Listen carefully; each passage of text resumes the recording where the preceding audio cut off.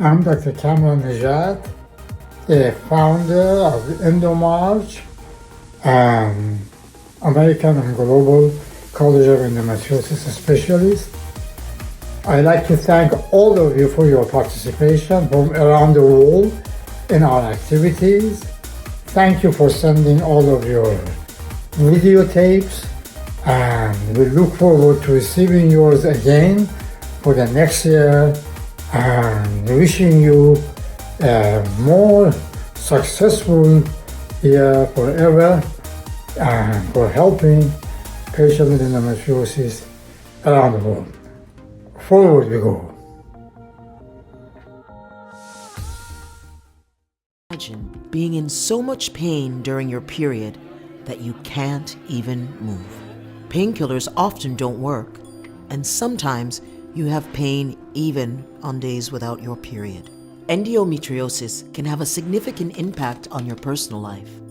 Chronic pain, fatigue, and lack of energy.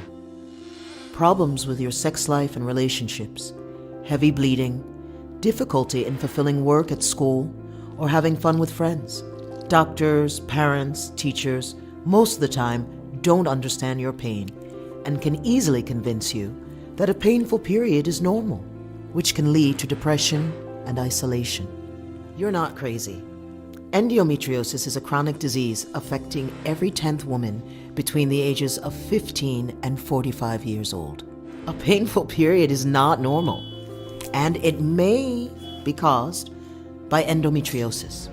Endometriosis affects about 190 million women worldwide. Endometriosis is a condition where cells similar to the ones in the lining of the uterus are found elsewhere in the body. These cells build up and then break down and cause bleeding based on the hormonal cycle. Today, we don't know why this is happening or even how to prevent this illness. But with the right endometriosis treatment, many of these issues can be addressed, and the symptoms of endometriosis may be made more manageable. The average diagnosis of endometriosis lasts 7 years from the first symptoms. Remember that endometriosis is a benign tumor. It does not always lead to infertility, and it is not contagious. A painful period is not normal. If you have any of these symptoms, or someone you know does, please contact an endometriosis specialist and make an appointment for a checkup. March is International Endometriosis Awareness Month. Find an association in your country or city that's involved and join us for EndoMarch.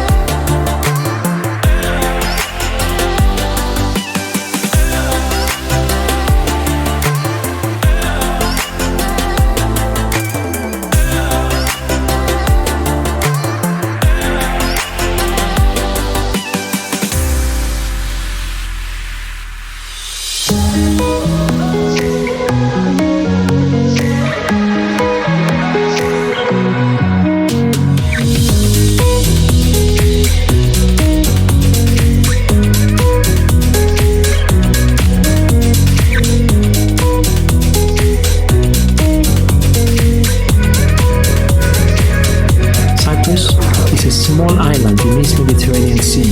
In 2016, EndMarch Cyprus kicked off, and since then, we have been working hard towards educating women about endometriosis, its symptoms, diagnosis, and treatment options.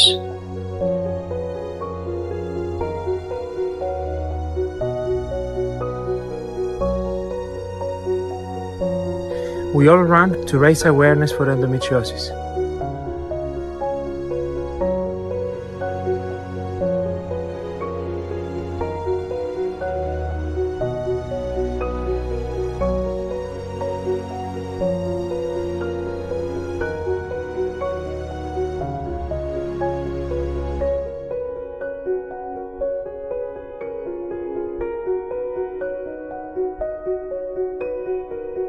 We support worldwide EndoMarch, and we will continue to raise awareness and help women not only in March, but every day of the year.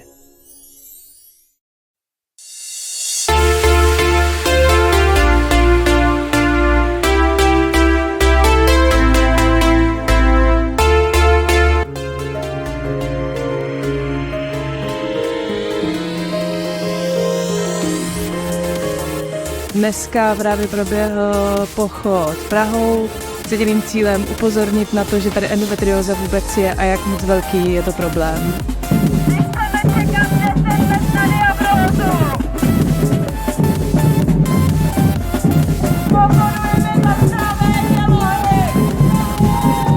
Messagingem té naší organizace je poskytnout respektující a bezpečný prostor všem, kterým vstoupila do života endometrióza.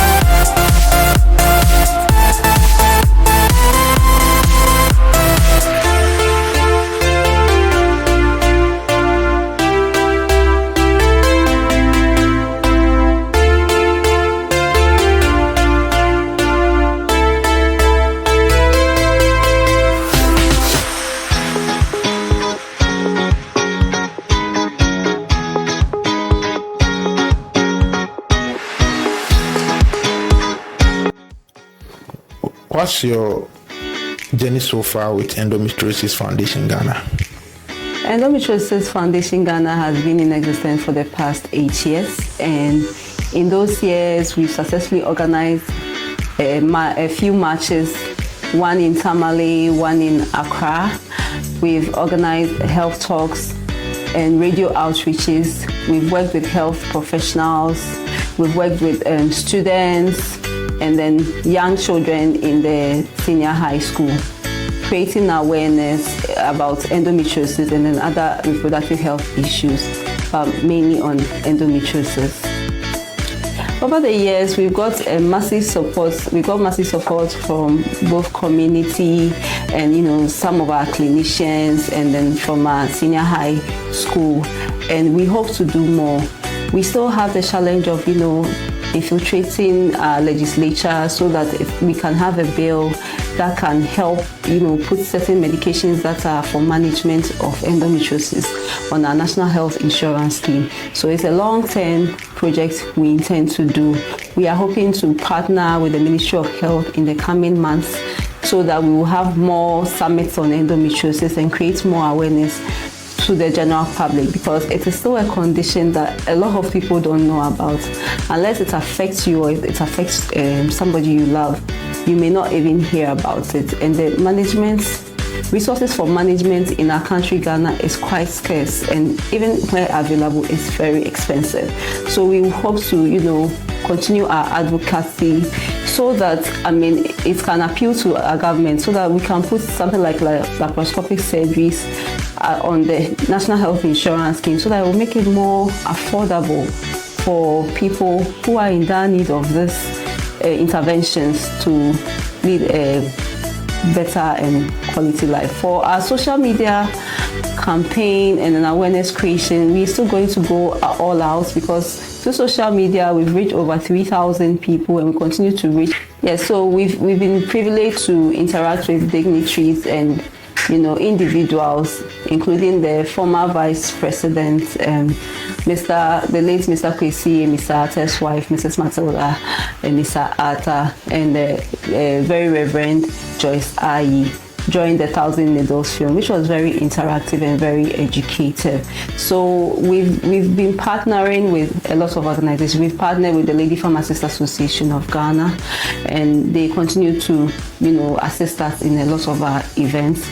We've partnered with the social media guru, Connect with Dr. Greg, and he's also helping us champion our course in spreading awareness about endometriosis. So in the partnership section, in the social media awareness creation, and in public awareness creation, we are still on, but we still need to do more to reach more people and to advocate to the point where the country would listen to us and incorporate us in their health intervention system.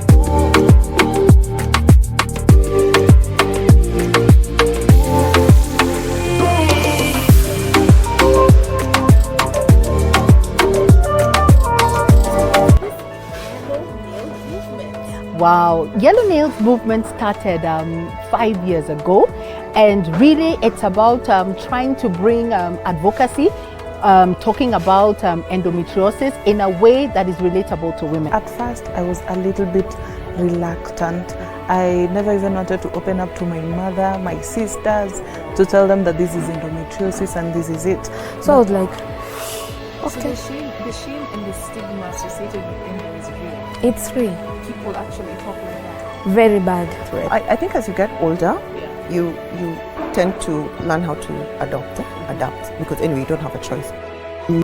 We do this advocacy work every day, every month, every year.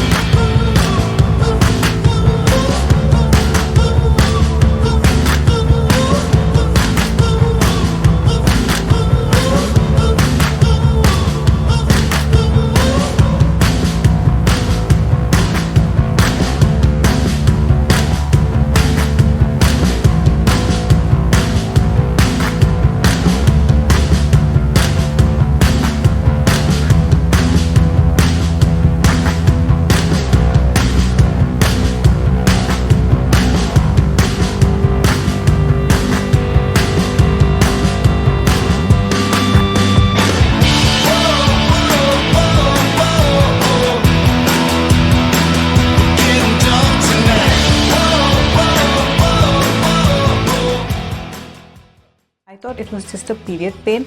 I was popping up a painkiller thinking it's a period pain and it goes back within 5 days. I underestimated is the level of pain that my wife suffered. I think I had it for years, but I didn't know about it. I would just take painkillers.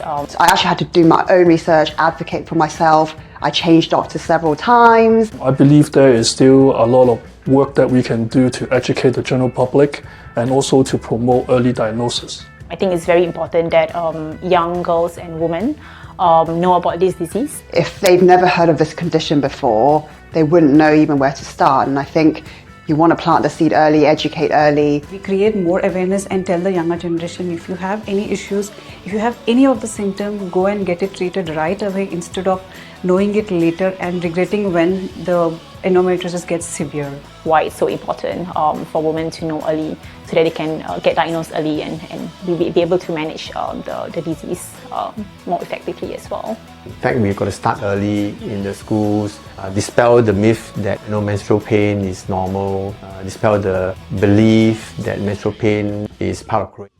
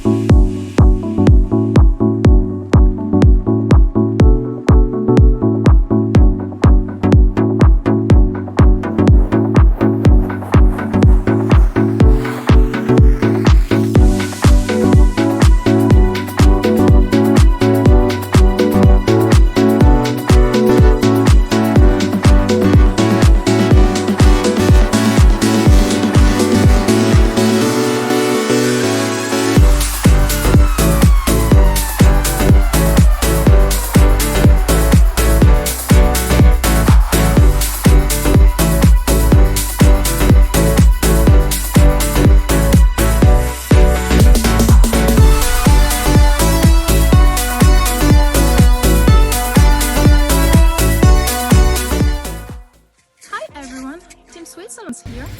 Hello everyone, I'm Yasmin, and here in Switzerland we like to get involved in important causes, and EndoMetriosis team is no exception. Did you know that endometriosis concerns more than 200,000 women in Switzerland? Yeah. This team here in the vineyard. Hello. But fortunately, Endo Association is always ready to climb mountains for endogirls, awareness and research. If our politicians can speed up early detection, we'll be able to spend more time doing really important things such as eating Swiss chocolates. Join us on March 21 to work with us and share about endometriosis awareness. Our Switzerland team will be there to continue the fight. Cheers! Well, I'm sorry, I have to leave you. I have to continue for all of us. Bye guys!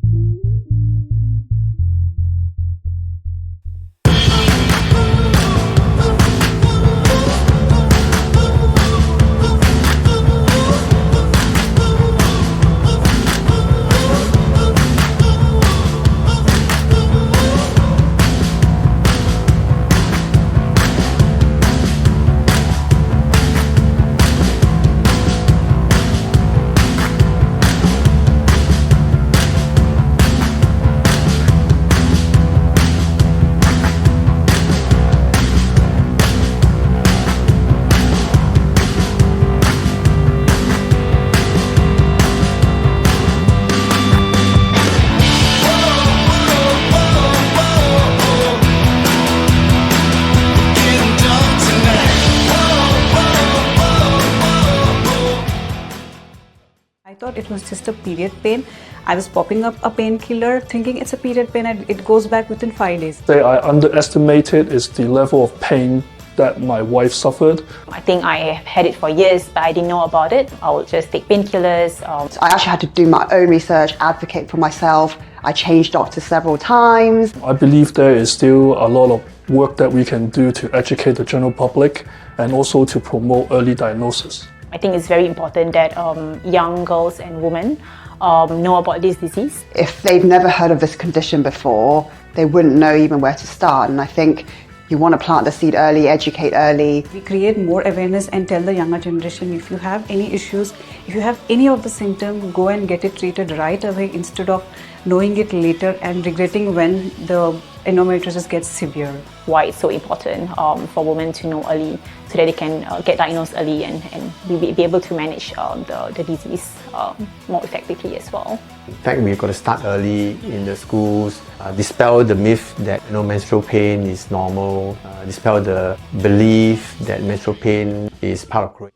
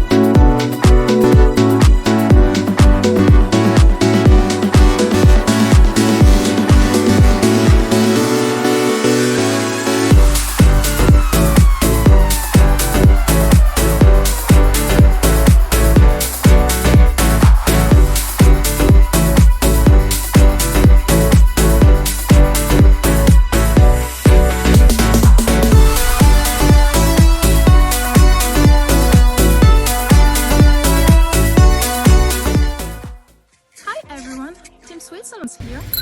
Hello everyone, I'm Yasmin, and here in Switzerland we like to get involved in important causes, and EndoMetriosis team is no exception. Did you know that endometriosis concerns more than 200,000 women in Switzerland?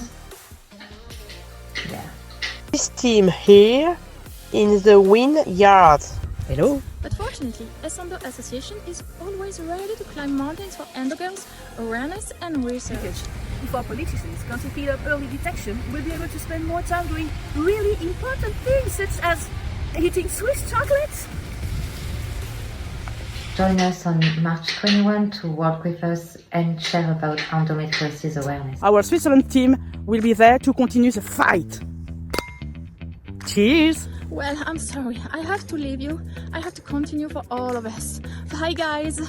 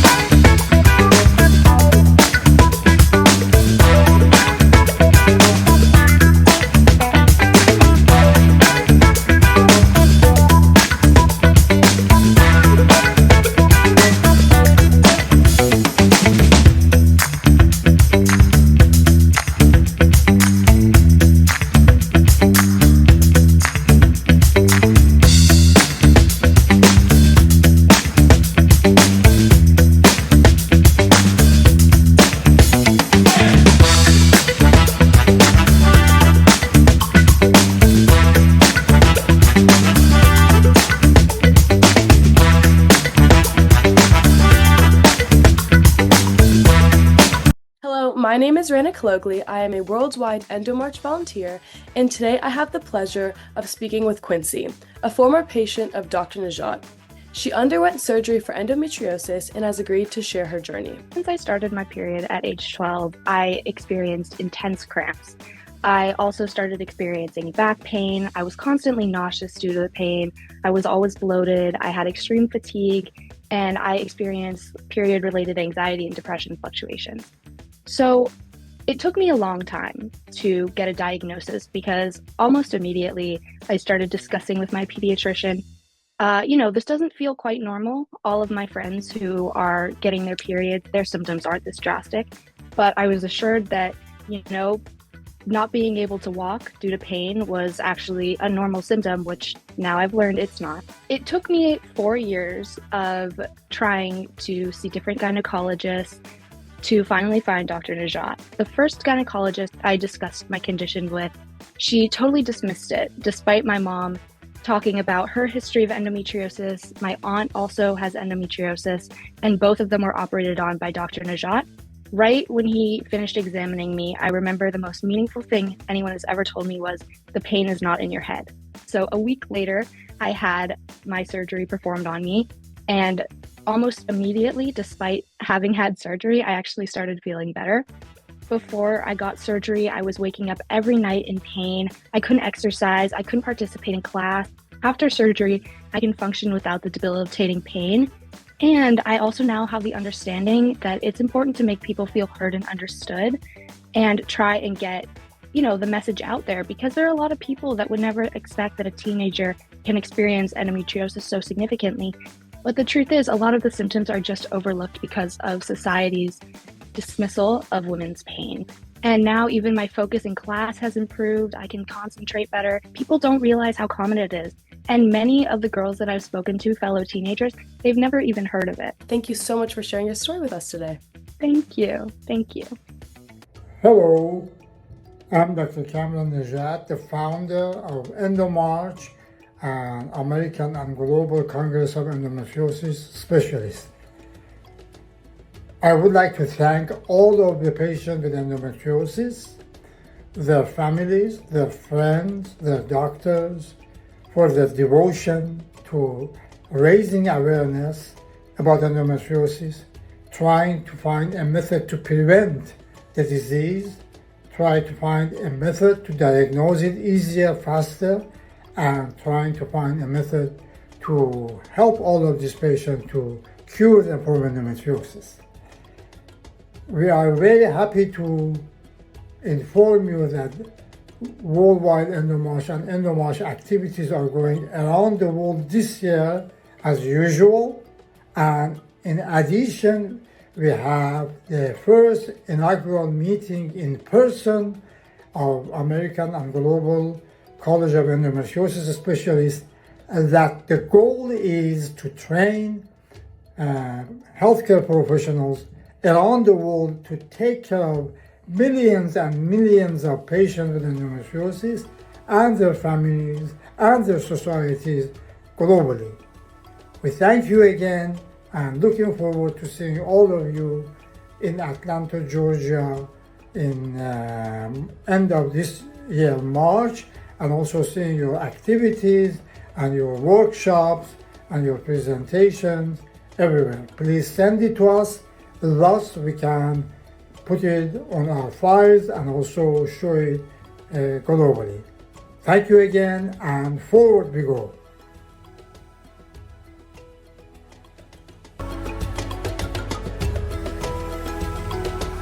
It's a pleasure to have you. Please, you have the podium. Would appreciate it if you proceed and explain your involvement and how you decided to help the patient with endometriosis and the issue of your experience, and how do you address that? Thank you. Of course, I think when it comes to having patients in my practice suffering from infertility, they come to me because they want a reason and they want a diagnosis. They want an explanation as to why is what happening to them. And unfortunately, as women, our symptoms are often ignored, and it can take years before someone gets properly diagnosed with endometriosis. And we know far too often in our experiences together how endometriosis can affect implantation. Endometriosis can block fallopian tubes. It can decrease egg quality, causing a less number of mature eggs, for example, and a higher rate of having embryos that are not genetically normal. So when you've already gone through so much to have a baby, and in some cases it can be even multiple IVF cycles, it's imperative for me when I'm planning something for a patient to make sure that I have ruled everything out, and that includes endometriosis. So that's why there are some tests that I do. For example, the Receptiva DX test, if I suspect that someone might have silent endometriosis, or I send them to you to see what you think as far as whether the patient clinically might have some physical exam signs of endometriosis that I can't pick up, because I have certain tools in my toolbox, and I feel like you obviously can pick up on some things that I can't necessarily pick up on all the time. And I'm always just so grateful for the work that you and your team does to make my patients parents. So we've had great fortune and so many success stories where patients, for example, have had IVF cycles that don't work. Then you do surgery on them, and then they come back to me and they get pregnant through either IVF or even naturally. And sometimes, when you tell a patient, Amy, she can get pregnant now. And in the beginning, I was a little bit doubtful. I'm like, there's no way that this patient with this endometriosis can get pregnant. And then after surgery, sure enough, we have so many countless stories of patients who are then able to conceive on their own. Not everybody, but there are definitely some pretty amazing stories out there. And so patients sometimes will do IVF with me, have embryos stored, do surgery with you, get pregnant naturally, and then we've saved their embryos for their future. So that's pretty exciting for me. So if there's anyone out there that feels in their gut that they might have endometriosis, or you just don't know what's going on, I think it doesn't hurt to meet with someone to ask them, have you ruled out endometriosis for me? Especially if you have pain, or if you're having implantation issues or problems with embryo quality, I think it's worth it to explore endometriosis as a possible factor. Thank you very much, Dr. Amy. Dr. Amy, why do you think it is that in general, as you said it yourself, there is you cannot deny the success of these couples who get pregnant after many failed IVFs in some of the best centers, and you treat them and they get pregnant. And why do you think, number one, the mechanism, what it is, and number two question is, why do you think this is not more known among many infertility specialists? Yeah, I'm hoping through more awareness, like the seminars you're doing, and more patients that are speaking out about their success stories, that hopefully more fertility doctors will agree. And I think it's hard because I've personally heard other fertility doctors say, oh, endometriosis won't cause this or that. And we know that it can.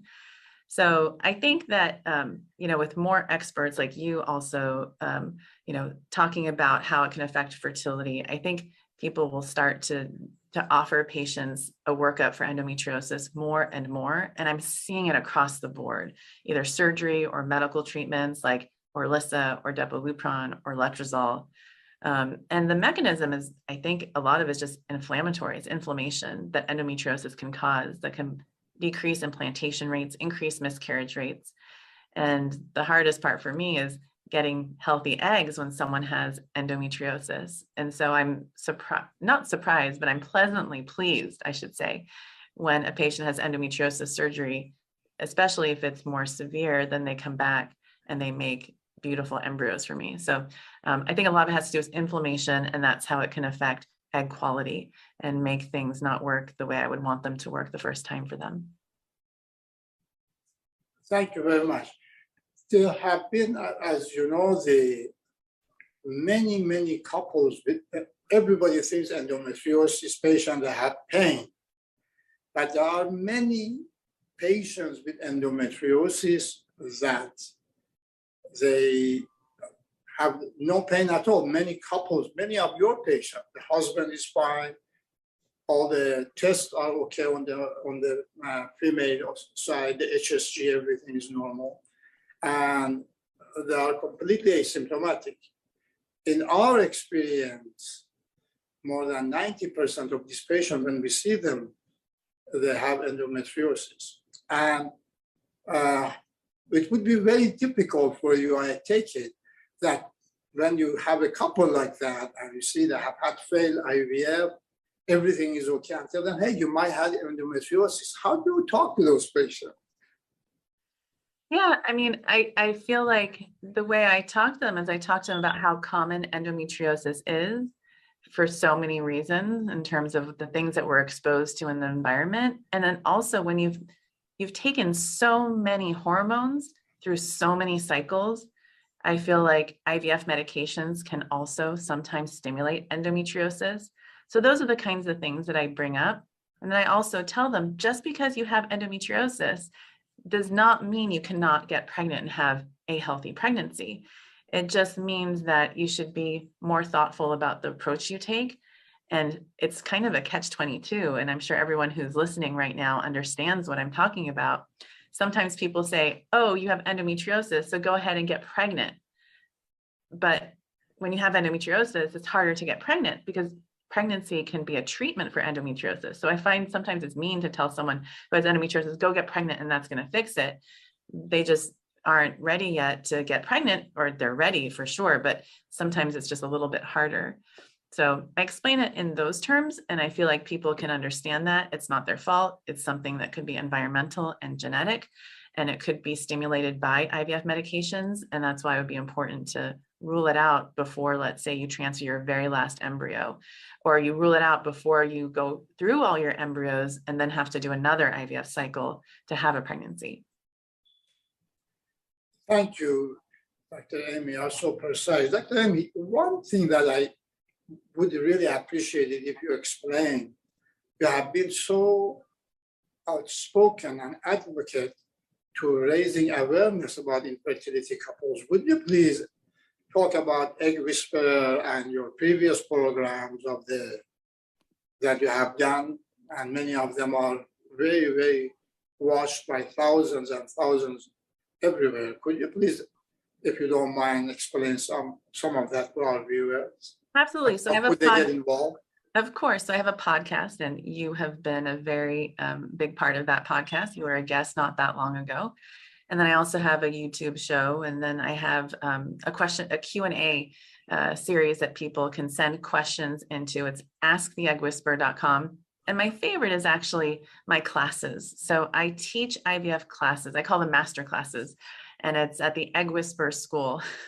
You would think that I could be more creative with the names here, but eggwhispererschool.com. You can go there. You can learn about fertility. I have a Tushy class. Tushy method is one of the methods that I teach people. All the tests that you have to do before you get pregnant. I don't know if you can see it back there. I think it says Tushy method back there, but it just raises awareness about getting your tubes checked, getting an ultrasound to rule out endometriosis if it's present on ultrasound, getting your sperm checked, your hormones, and then lastly, your genetics. So those are the kinds of things that I do to teach people, build awareness. I make catchy phrases so that people can hopefully sometimes or always laugh and smile as they think about something that sometimes brings a lot of sadness and depression.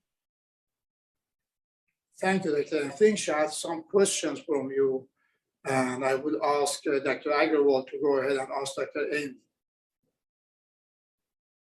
Hi, Dr. Amy. Good morning. I think I wanted to ask, what do you think about BCL6? I know you are very well aware and you have it performed on your patients all the time. You test for BCL6, but we don't see it from other fertility doctors as much. So how would you educate patients on whether they should ask their doctors to test for this to see if they have endometriosis? Yeah, I mean, I'm actually seeing an uptick in fertility doctors doing it across the country now. So we're going to see more and more patients getting this test done as people are, waiting longer to have babies. Their embryos are so precious. I think doctors are now willing to, or they agree that maybe doing this test makes sense, especially when they're doing other tests at the same time. They can easily do that. The BCL6 test for me, if someone has obvious endometriosis, I mean, I don't know how helpful it is for someone who has endometriomas, but in someone who is having implantation issues or preparing for a transfer, I think it can be a helpful test to do, even if you haven't quote unquote failed one transfer. I don't want people to fail even one transfer. And I know people say, oh, she's never failed a transfer. Why would you do this test? And my personality is I'm not going to discuss this test with somebody after a transfer doesn't work. I want them to know the menu of tests that they can choose from at the very beginning, and then they can choose for themselves if they feel like that test resonates with them and they want to do it. And at the same time, it is not a perfect test. I mean, Dr. Najat and I have had patients where we think they have endometriosis. The BCL6 test, for example, is negative, and then he does surgery and sure enough, they have endometriosis. So I always tell patients, if the test is negative and you think you have endometriosis, the test could also be wrong. And I know there are other tests coming out that might be better than the BCL6 test, but that's kind of how I use it to guide treatment. It helps me change protocols. It helps me direct patients to Dr. Najat. It makes me look at the fallopian tubes more closely before a transfer. So it teaches me a lot about a patient before a transfer. But again, if a patient doesn't have access to that test because their doctor won't do it, there certainly are other doctors who could do it for you, like your OBGYN even could do it for you if your fertility doctor doesn't think that it's a tool that they want to apply in your case. I have one question that a lot of our patients ask when they come see us, and that's about like the time of freezing eggs and doing the surgery. So there are studies that show that the quality of eggs actually get better after we do the surgery. So that's one thing that we tell our patients. But at the same time, there are some of our patients who don't want to lose time, or they're like older and they say, oh, do I have to get my eggs freeze and embryos freeze before the surgery or after? I just wanted to know your opinion about how to counsel these patients. I mean, I think it also depends on, like you said, their age, their hormone levels, how much ovarian tissue is actually there, and their willingness to do multiple IVF cycles or egg freezing cycles. So I sometimes ask people to consider doing both. So do a cycle of IVF or egg freezing first, and then about 6 weeks later, whenever Dr. Najat thinks is the best time, then do another IVF cycle after surgery. So I've done it both ways for patients. And in some patients, for example, where they have such a large endometrioma that I think it might be very dangerous, for example, for them to go through treatment. Let's say they've had severe pain before, just from the cyst rupturing or not necessarily rupturing, but maybe leaking or getting rushed to the emergency room, like I don't want any of those emergencies to happen during an IVF cycle, then I'll definitely recommend that they do surgery first. But it's a real fear because of things that patients have heard about other people who've done surgery. Then they have a much lower egg count afterwards. And so they're fearful also of losing their ovary. But just like Dr. Najat said earlier, it is so important that you're going to a fertility-minded endometriosis surgeon. So I've had patients who've gone to somebody and they leave the operating room with no ovary because the doctor didn't do anything to save that ovary. They just removed the entire ovary rather than just removing the endometrioma. So I always reassure my patients that I actually don't think I've had one patient leave Dr. Najat's operating room with an organ removed. In all these years, the surgeries that Dr. Najat and his team does for my patients is always fertility sparing because he knows how important having babies is for them. But not every surgeon has that approach. And I think that, going through all the worst case scenarios in our heads is normal, but I think it's important to verbalize that with your surgeon. And then the other thing is to go through all the worst case scenarios about your fallopian tubes as well. No one wants to wake up not realizing that a fallopian tube could be removed.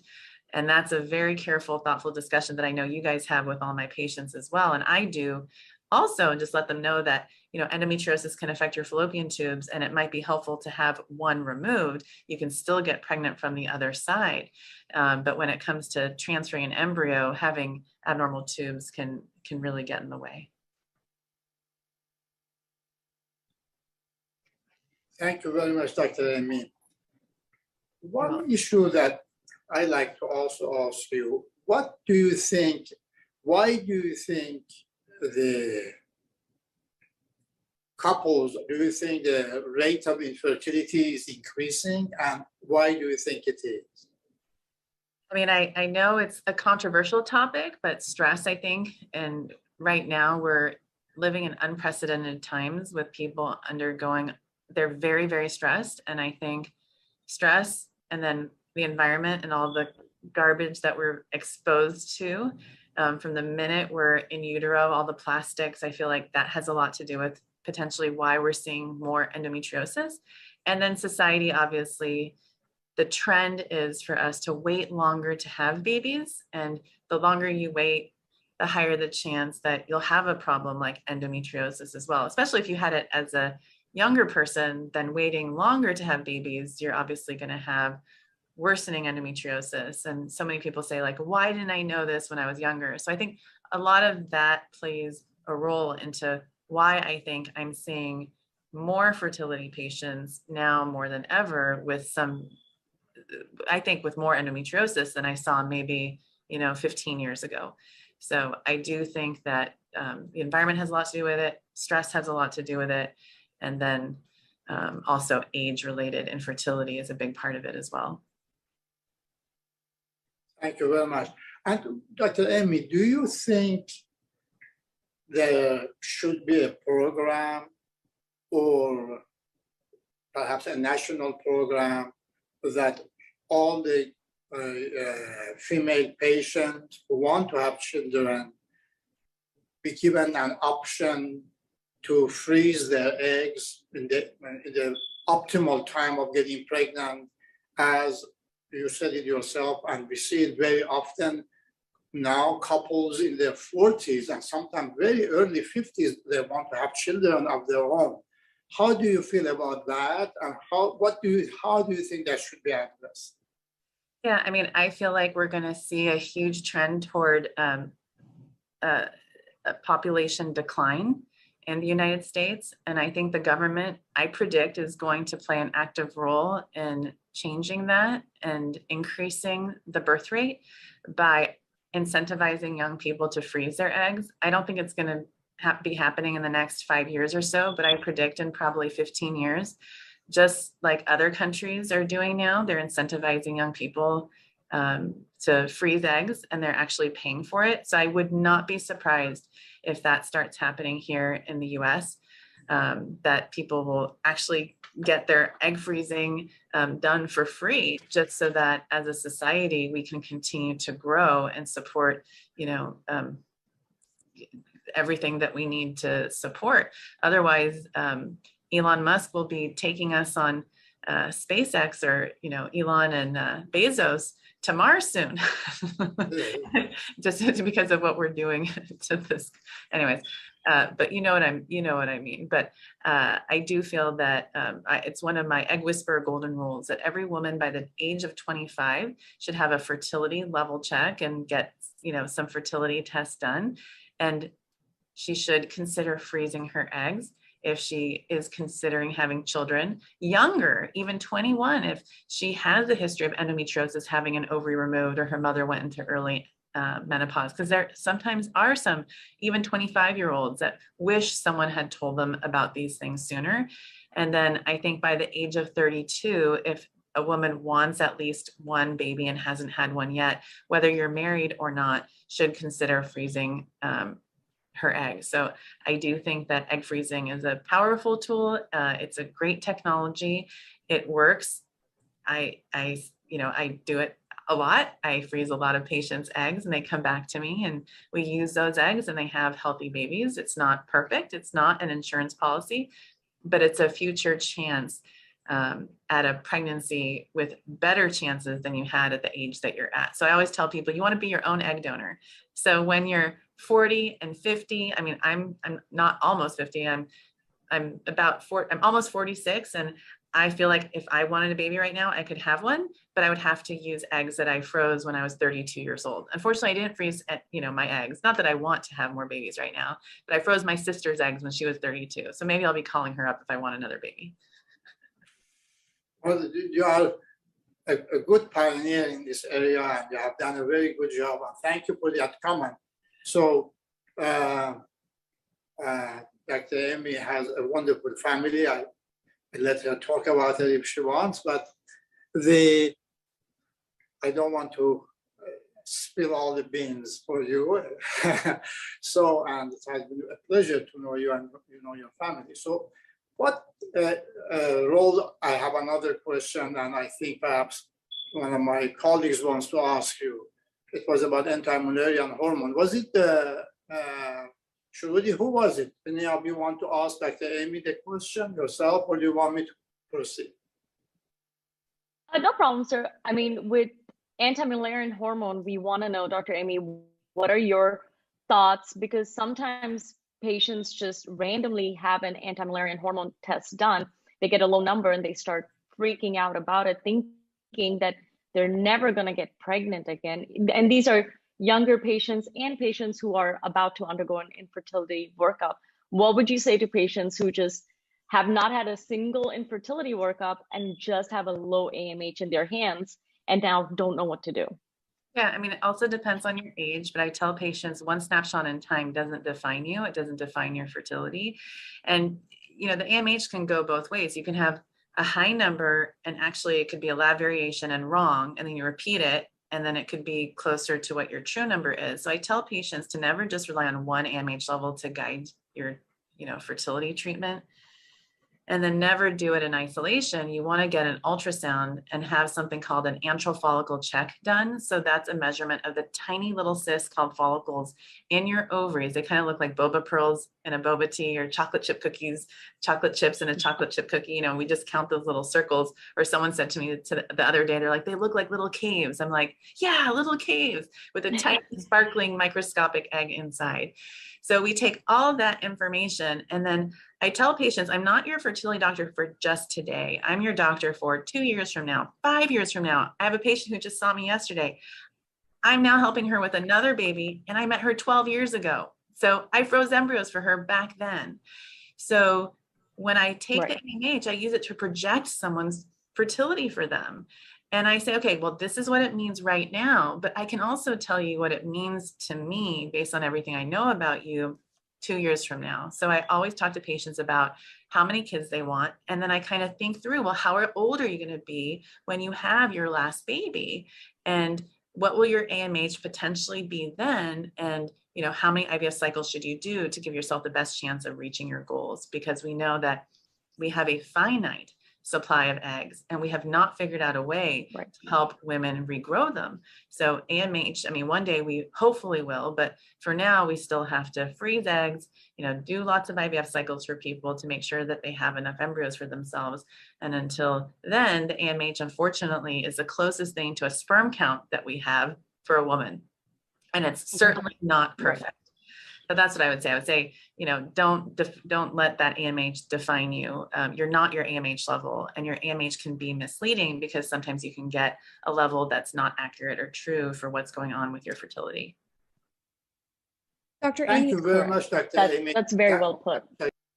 so there is another question. I think we have touched on some of it, but someone actually asked kind of about failed IVF and an elevated receptiva BCL6 of 3.8, and they're undergoing suppression with agestin and letrozole prior to perhaps another retrieval, and also in the presence of a low AMH.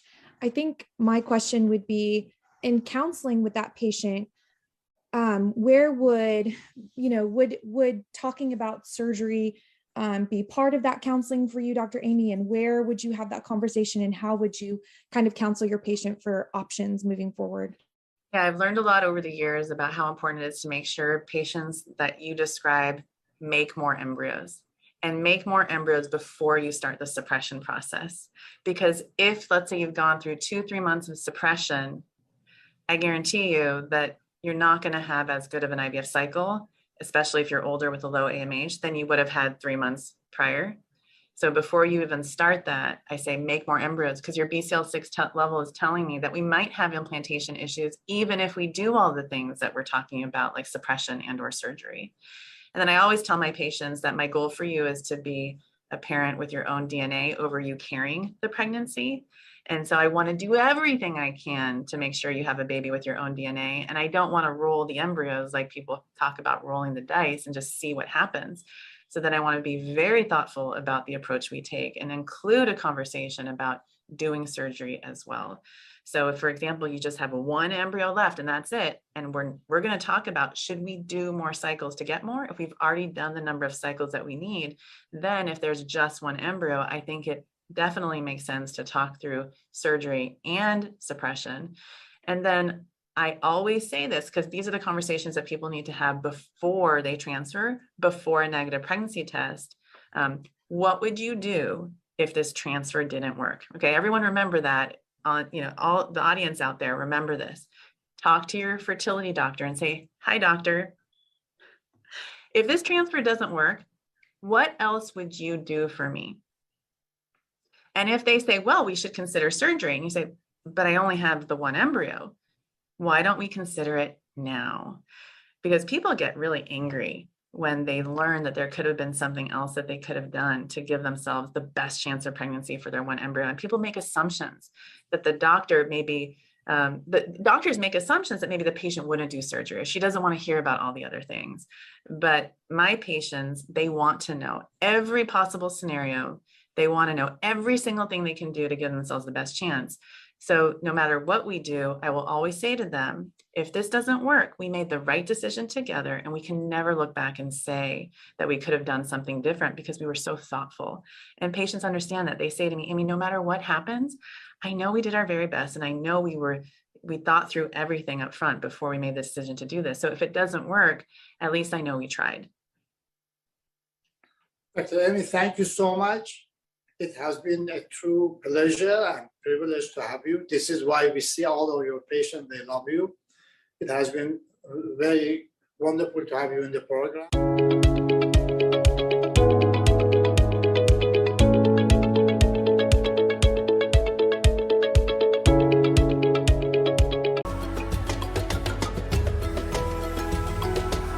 And privilege to be with you. And I would like to thank every one of you, all the patients with endometriosis, their families, their friends, their doctors, all the EndoMarch president chapters around the world, the ambassadors, the captains, and the volunteers that have, for the past 10 years, have done so much effort to raise awareness about endometriosis. And I have said it many times, if endometriosis was a man's disease, we had more diagnosis and better treatments and hopefully methods of prevention for it. Endometriosis is very, very common. Our research has definitely demonstrated that it is significantly more common than it is assumed so, especially among couples who want to get pregnant. 1 out of 7 couples who try to have children, they have problem getting pregnant. And very often, these couples go through a lot of heartaches, many significant amount of expenses, failed IVFs, so on and so forth, without any success. Many of them have no symptoms at all. All of their tests are completely normal. Their partner's test and semen analysis is completely normal, and they do not get pregnant, and we call it no reason infertility. Our research has demonstrated that more than 90% of these couples have endometriosis, and helping them significantly could increase their wish to have a child. Endometriosis is a social issue. As couples try to have children later and later, then endometriosis is a progressive disease. It progresses and gets worse and worse, and then people have more problem getting pregnant.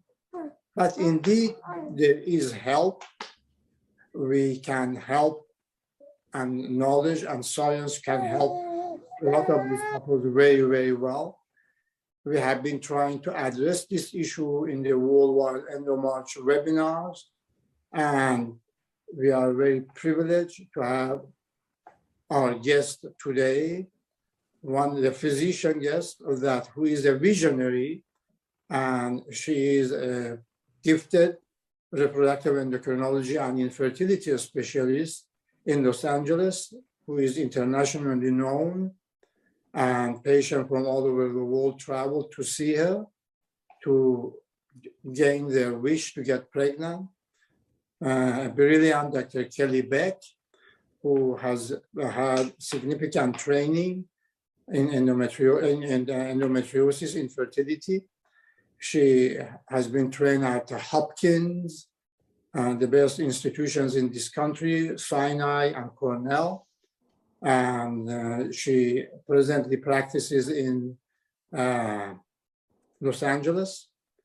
Also, 2 couples of her patients, Roya and her husband Scott, and their daughter Anaya, and also Carly and her husband Zach and their son Jacques.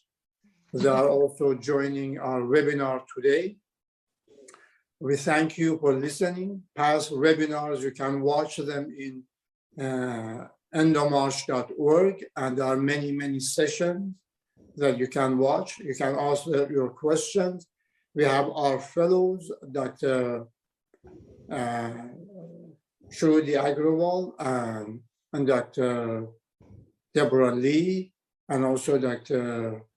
Makam Tavallai. They are all also joining us to answer your questions. And we will start, as I said, the endometriosis is a social issue. In developed countries, the birth rate is in some cases less than 0. And in our country, in US, we are going towards that direction. So endometriosis is one of the major issues, and hopefully with your interest that you are raising awareness, we will have better and better results. Saying so, I would like to introduce first you, Dr. Kelly Beck, that I mentioned to you. She is going to express to you her interest and how she sees patients with endometriosis. As I mentioned to you, again, she is completely gifted. Practically, we work together on a weekly basis, and we have had numerous patients. I cannot believe how she diagnoses endometriosis, but she is incredible. Dr. Beck, please go ahead. Dr. Najat, thank you so much for having me on your on this forum, and I really I'm so grateful to Roya, Scott, Zach, Carly, and your children for joining us. This is like so kind of you. But I do think that endometriosis is something that does affect a lot of women, and unfortunately is either undiagnosed or misdiagnosed for years. And so I know that we're probably going to go into when and how do we diagnose it, because it's not always that you need a biopsy, and there are times where you can detect it on physical exam.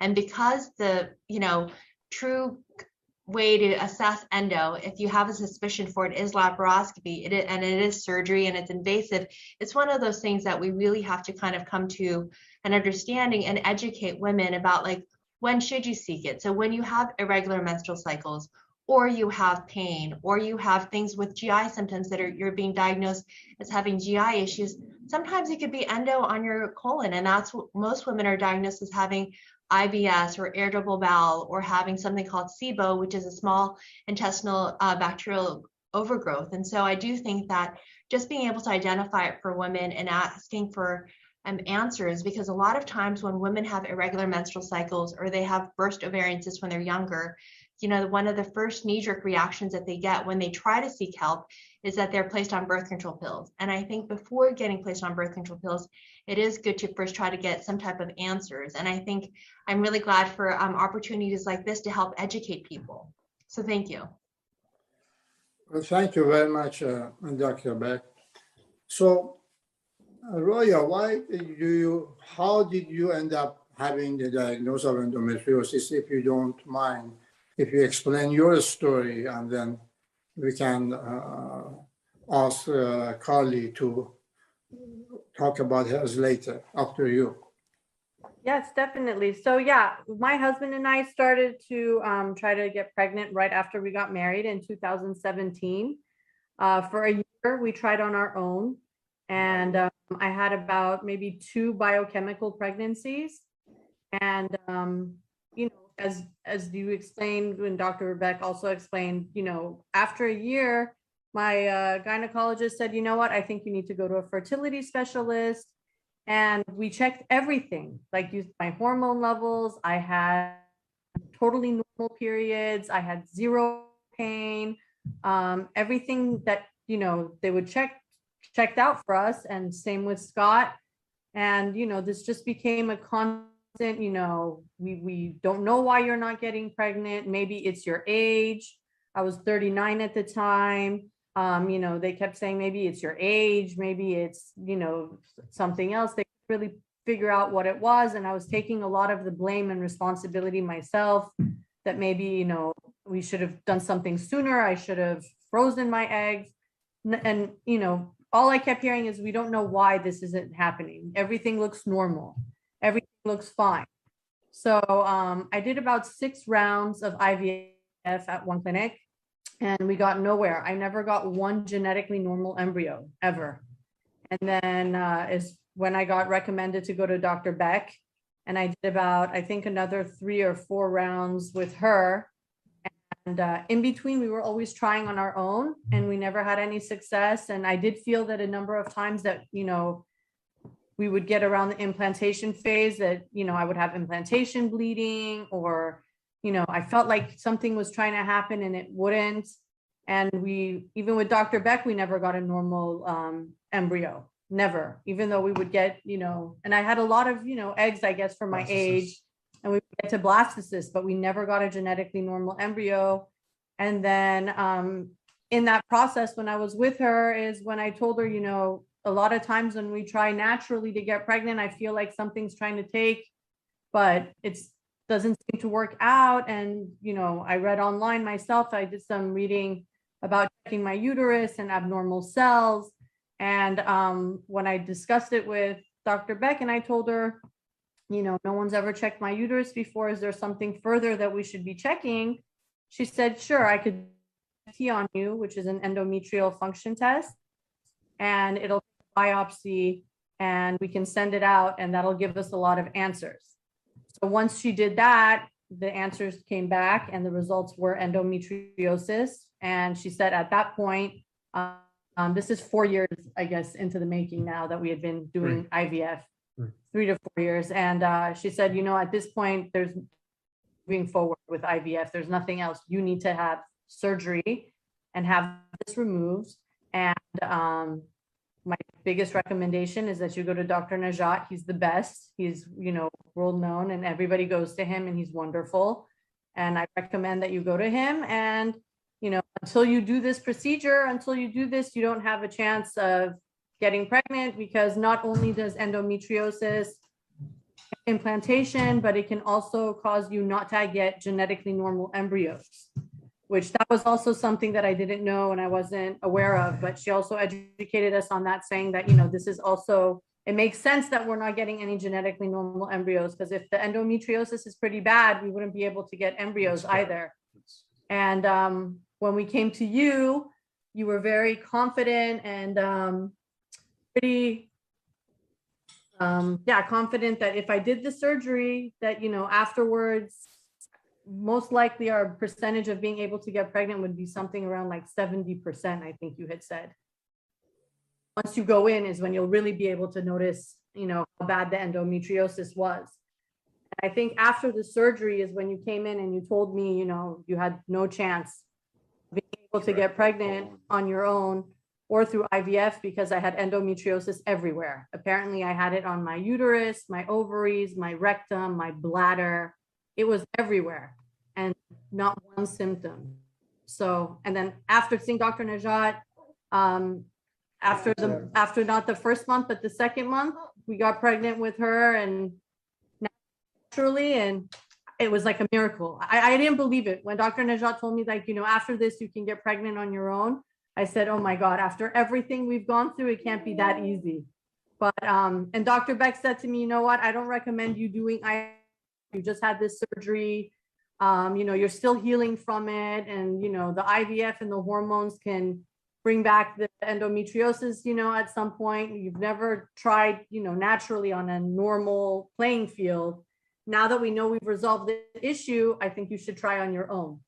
And I was very skeptical of doing that because I have diabetes and I was a high risk patient. I'm now in my 40s. It's been a few years since we started. So there were a lot of, you know, things to take into consideration that I was very fearful of, but I figured, you know what, this is the only way to do it at this point. I came more IVF and I had done 10 rounds up until that point. And so we gave it a shot and 2 months later, we were pregnant with Anaya. So, I mean, it was a long road, but thank God for Dr. Beck and thank God for Dr. Najat. I had heard about endometriosis. I had friends who had had it before, but I didn't really know what it was until it actually happened to me. And I think that educating people and letting them know that they cannot have symptoms or, you know, that there is even what endometriosis is and how it can affect your reproductive system. I don't think many people know about it. So I think doing this is very, very beneficial to people. And I can't thank Dr. Beck, Dr. Najat for their existence and for their knowledge and for being so amazing. I mean, if it wasn't for you guys, we would have never been here. So thank you for being such amazing doctors, because those are hard to find too these days. We owe it all to you. Well, thank you very much, Roy. You are very kind to say that. But Dr. Beck, how do you feel about, in general, the patient with endometriosis? Is there anything, comments that you would like to give, the difference or the age difference of as the patient getting older? Do you have any specific recommendations for younger patients, female and also male, about freezing their eggs and sperm? How do you feel about that? Roya So brought that up. this is something where oftentimes when I suspect endo in younger women, because I have a lot of women who come in their 20s and 30s for egg freezing. When I have a younger woman and they have a lower number of eggs for their age, you typically see about 10 to 20 follicles on each side, or they have a very low AMH. Their AMH should be like 5 to 8 and it's less than 1. And they have really no other significant red flags, or they don't have a history of smoking or vaping, or have an autoimmune issue, or had pelvic surgery or infections. One of the first things I try to rule out is endometriosis, and I look for any potential physical findings, whether their uterus is deviated to the right or the left, if there's thickening of their uterosacral ligaments. But when you have a young woman who comes in just for a fertility assessment and they have a lower number, I think that, and there's no other red flags, I always rule out endometriosis. So that's like one category of patients. And usually, they're asymptomatic. They came in for something elective. They're usually angry when I bring it up because they just want me to freeze their eggs, but they don't understand that, like, if you have endo and I freeze your eggs, it's not going to work. The eggs are not going to thaw well. You're going to go through the motions. It's not my recommendation. And can you find a doctor who'll freeze your eggs? Of course, you can go anywhere and they'll freeze your eggs. But you have to make sure, is it medically appropriate for you, and really make sure that you have the information so you can really make the appropriate choices for your fertility. That's one. The second is if you have a known uterine defect, like a congenital septum, or there's something abnormal about the uterus, 50% of those women have endometriosis. So I know right away it's something that I'm going to be looking for. If they have a hysterosalpingogram, which is one of the basic fertility evaluations where the radiologist assesses the uterus and the fallopian tubes, and it's really deviated to the right or the left, there's something going on. If they haven't had pelvic surgery to explain that type of deviation to the right or the left, you have to rule out endometriosis. But I have to say, in a case when you have a woman who is closer to 40 or over 40, who has done multiple IVF cycles, they haven't gotten normal embryos, then is it the first thing you're thinking about? No, you're trying to get them a normal embryo because you think, well, 10% of eggs are going to be genetically normal and you don't want them to lose that window. So would I tell them to do endosurgery first? Probably not, because I'd want to not have them lose that window for opportunity. And every time you do IVF, it can make endo worse. So you don't want to address the endo until you're done harvesting embryos. So I just want you to know like how I kind of look at different types of patients. But when I have a patient and we have normal embryos, one of the first things I would recommend is, if they've never had children before, making sure we've checked the uterus, that there isn't something on a microscopic level, even if they're completely asymptomatic, because I want to make sure that I've given that embryo every opportunity to be successful. And so in someone who's never had children, once I get normal embryos, I do the endometrial function test. I know there's other tests out there that are commercially available that are backed by Wall Street, but they're not really appropriate for someone who's never had children. Thank you very much. This is very insightful and very informative, as and all research has shown that patients of yours, or a combination, some other REIs that we work with, and the majority of the couples, more than 90% of them that are trying to have children, all of their tests are normal. The husband test is normal, and they do not get pregnant. We have pathologically proven endometriosis, and all the data has been shown that endometriosis is poisonous to the egg, to the embryo, to the sperm, and also prevents implantation. And the success rate of results of these groups has been so high that I asked one of our fellows, Dr. Shruti Agrawal, to go and double check it, all the data of your patients, and Dr. Sunny June and Dr. Tazuka and Dr. Amy Avazadeh, because these are the core groups of patients that we see a lot of their patients. And this has been proven and over. And is I think Dr. Shruti Agrawal, who is one of our second-year fellow, had a question in that regard, and she had those data. If his Shruti is available, and you want to ask Dr. Beck that question, Shruti, please go ahead.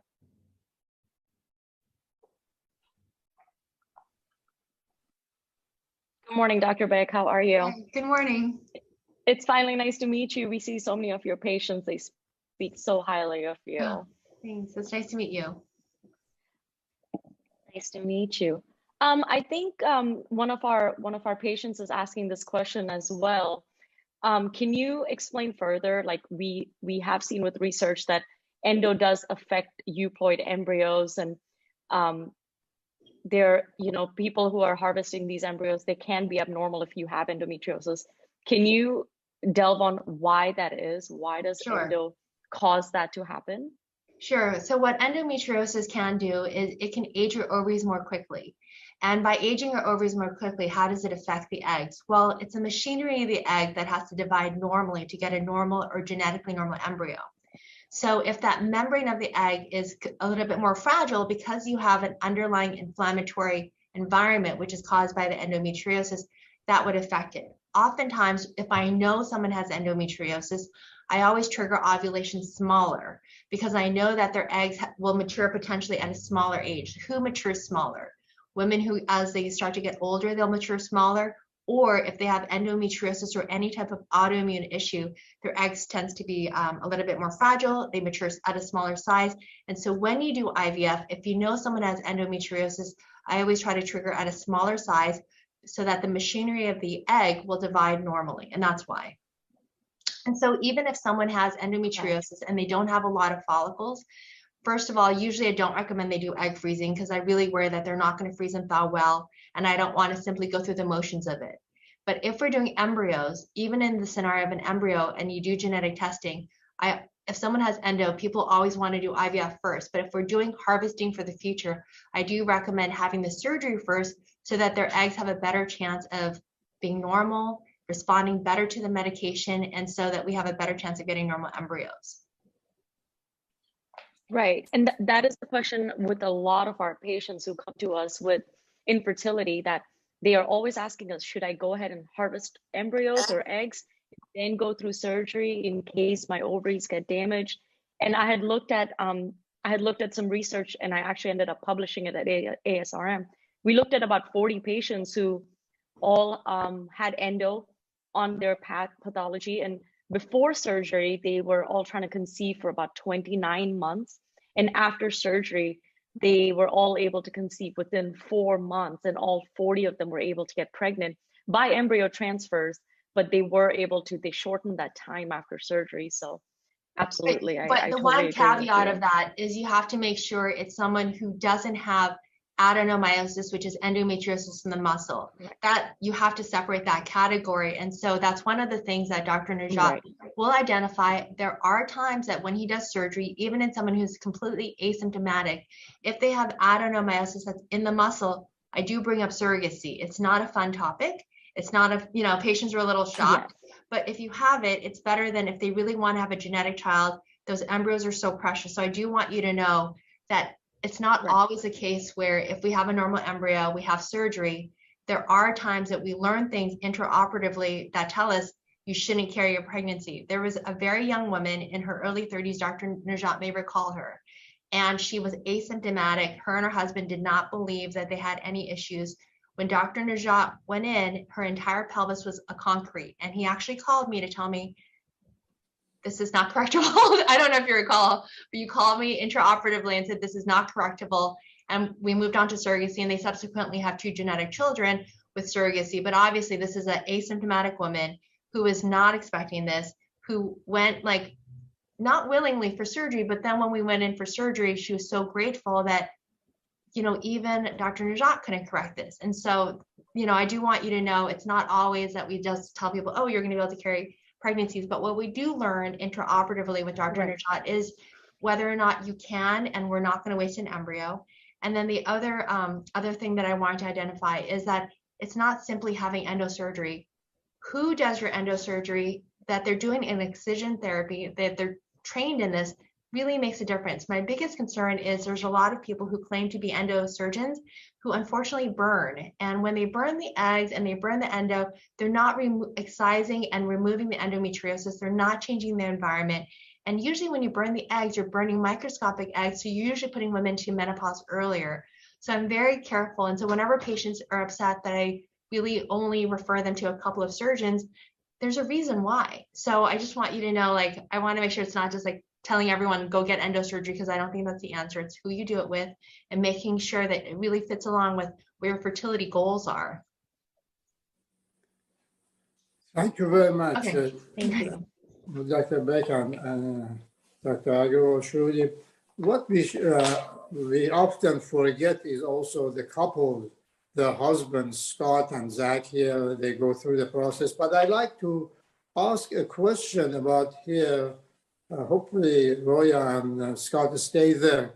Carly, would you please tell your story and how you were able to achieve your goal and your journey with Dr. Beck and then coming to us in Northern California? Yeah, I mean, ours started, we didn't know we had any problems with infertility. We just started talking. I was like in my, in my late 30s, and we were talking about having kids. We were getting married, and we were like, instead of just trying naturally, if we want to have 2 kids, maybe we should freeze eggs now before we get pregnant with our first, because we thought we'd have no problem. Like, we both are healthy, and we just, none of this crossed our mind at all. And it just never was a possibility in our minds. So we saw Dr. Beck just to freeze eggs and kind of just see what's going on in there, and just kind of casually going in. And then the adventure began, because we did freeze some, we froze some embryos, and we got 2. And then we decided maybe we should do one more round, because in case, we need to use those and we wanted to have 2 kids, maybe we need to have more. So we did it, and we got 1 more.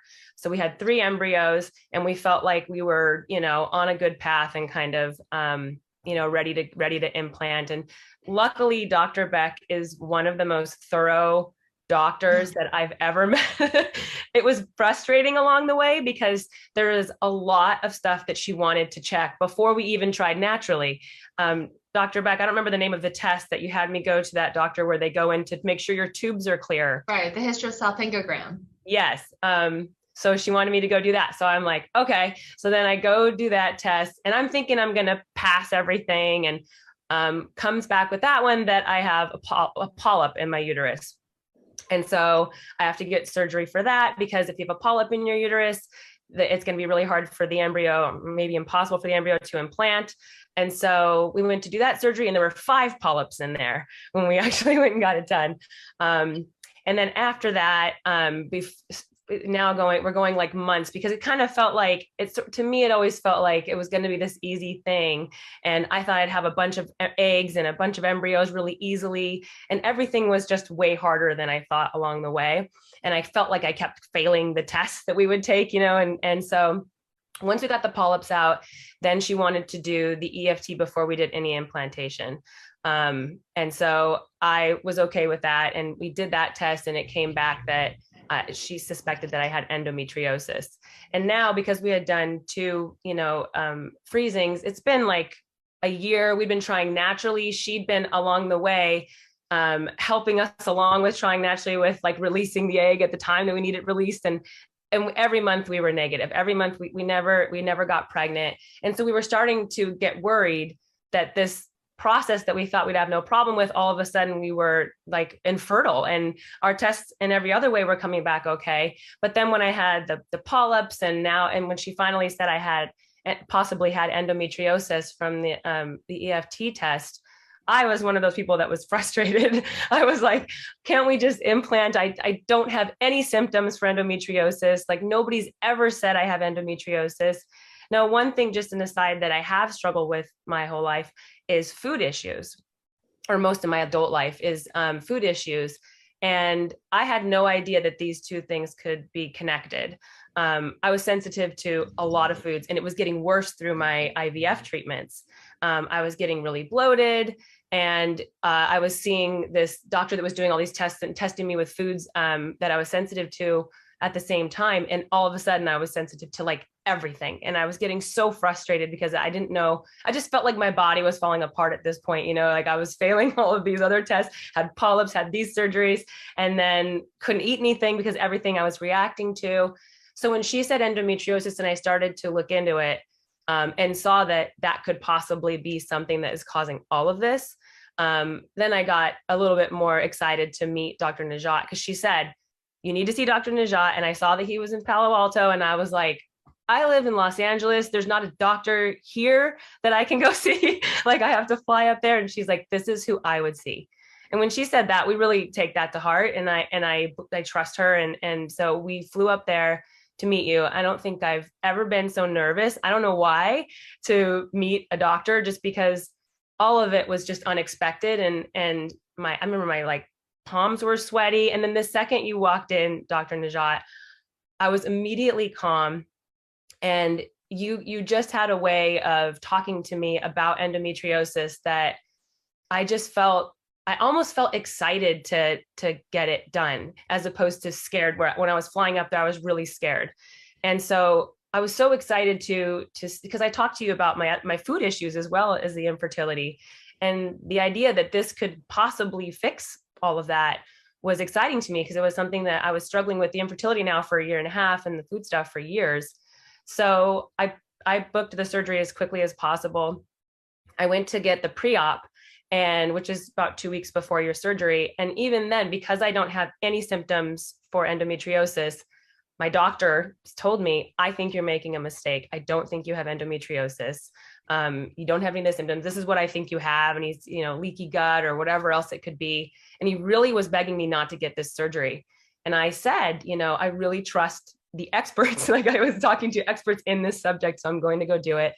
So I went up to get the surgery, and it turned out that I had it really bad. It was everywhere. It was in my colon, it was in my ovaries, it was in my bladder, where you also found a lesion. And so it was in my like back, it was everywhere. And so afterwards I felt immediately better. I mean, there's like a little bit of post-surgery pain, but it is, it's a fairly simple surgery as far as the way that you feel when you wake up. I was in like 3 days, I flew home and was feeling my bloating was gone. Like my food issues were gone afterwards, which already immediately I felt so grateful, because that was something that I was dealing with for so long. And then we were supposed to go to Dr. Beck. This is March 2020. We had the surgery in January, and in March or early April, we were going to go in and do another EFT just to make sure that the endo was gone and that, it didn't start growing back by then. And then we were going to do implant one of the embryos. And obviously then the pandemic hit and everything shut down. And so we couldn't go in to get that done.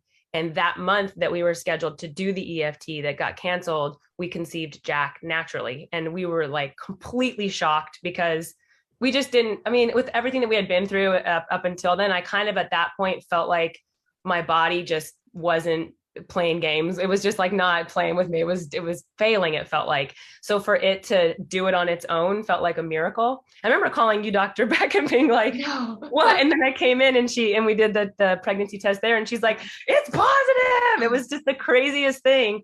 And then afterwards, my food stuff was completely changed. Like now I don't have all the food sensitivities. I don't have the bloating. So for me, this was life-changing, not only in conceiving my son, who's amazing, and not going through the infertility stuff anymore, but all the uncomfortability that I had with food stuff was gone. So it's completely life-changing. And I wanted to talk about this for a long time because of how life-changing it was for me.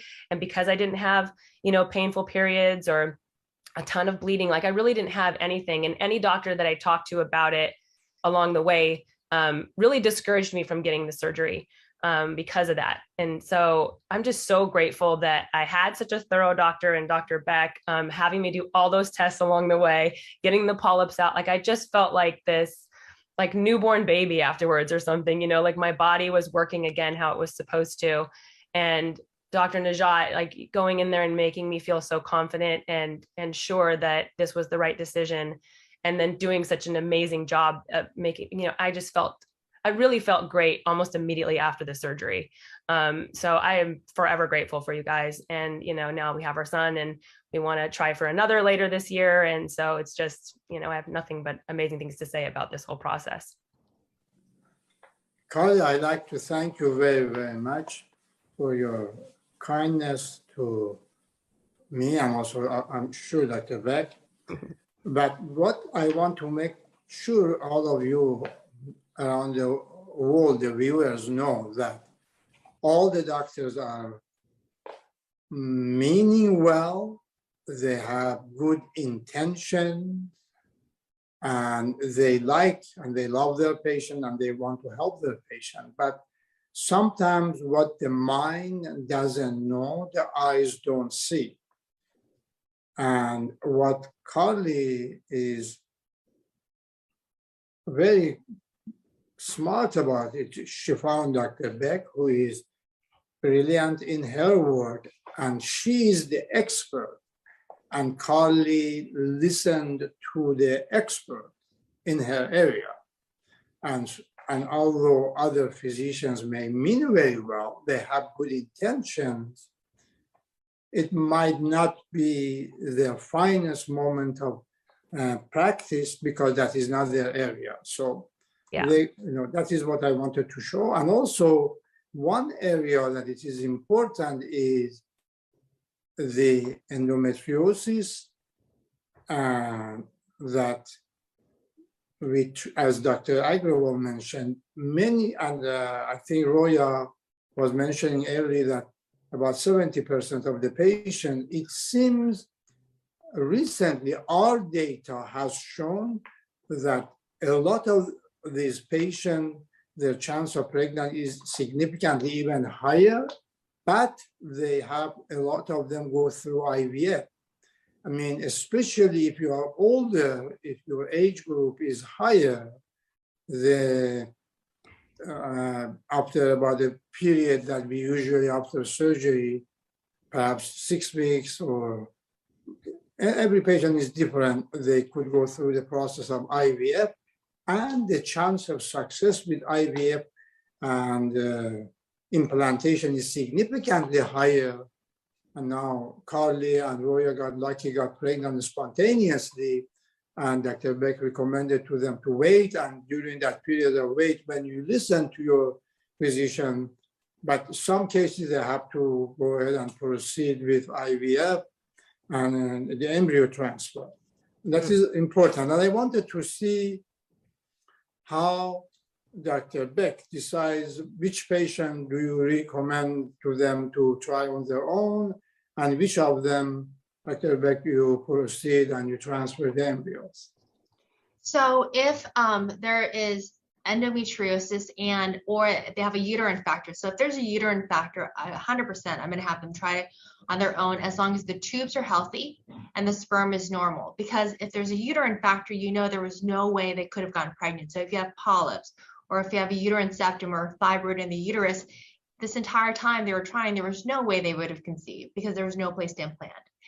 But in anyone who, when I advise they consider trying to conceive on their own after surgery, I don't like rush people in, is I need to make sure that their tubes are healthy, they don't have endometriosis affecting their uterus, and the sperm is normal. Because 30 to 40% of fertility is male factor. So I'm not going to have someone try in vain if the sperm's not going to meet the egg. Yeah, thank you very much. Again, this is very, very important that, when there is a combination factor of endometriosis and also male factor, that is why the rate of infertility increases. Sometimes the female partner has no endometriosis and the sperm count is a little bit low, she would get pregnant. Or sometimes both of them, they have a little bit of endometriosis and a little bit of sperm problem, then the infertility is exaggerated. So these are all factors that we evaluate, and the recommendations, it is Dr. Beck's recommendation. Our recommendation is individual. It is not a cookie cutter. Every patient is very differently.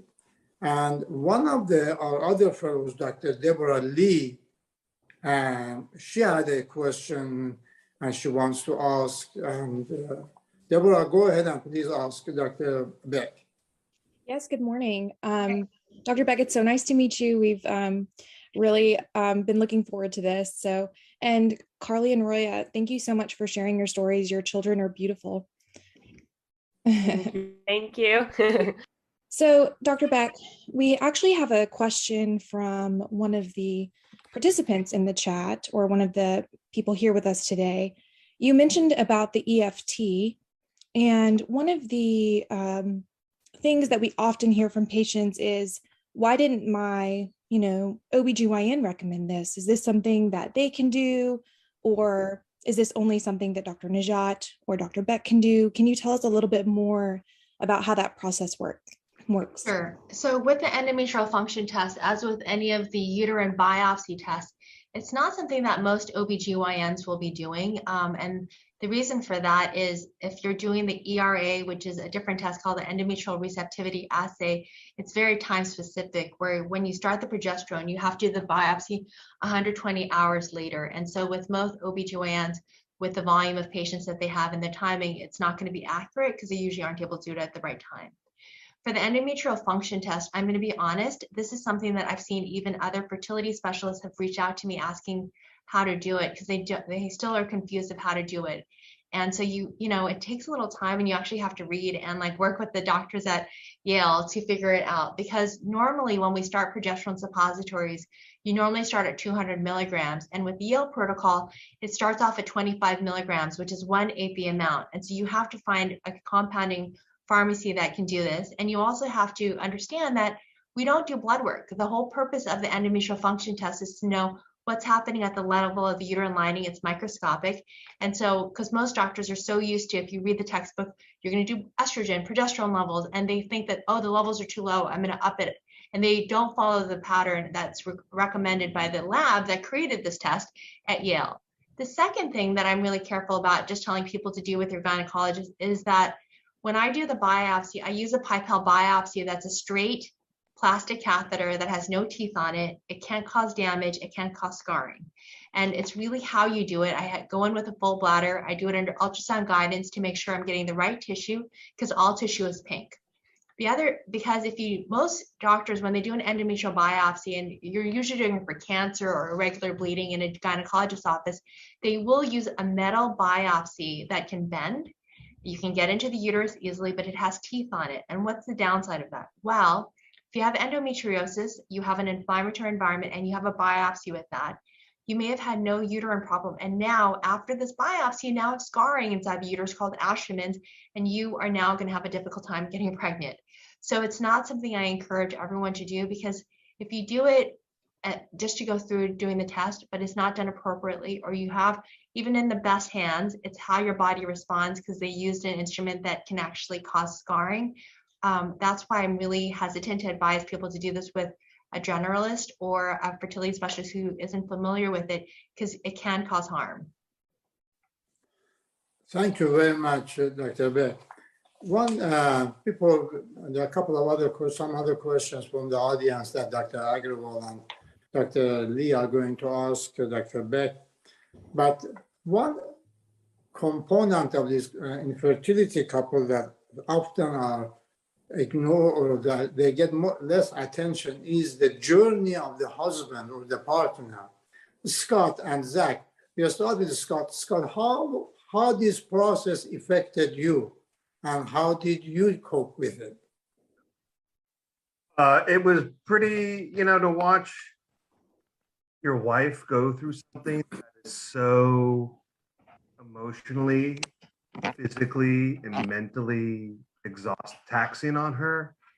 And for somebody who, being a mom was so important to her, and was something that she was not going to get married until she wanted to be mother with.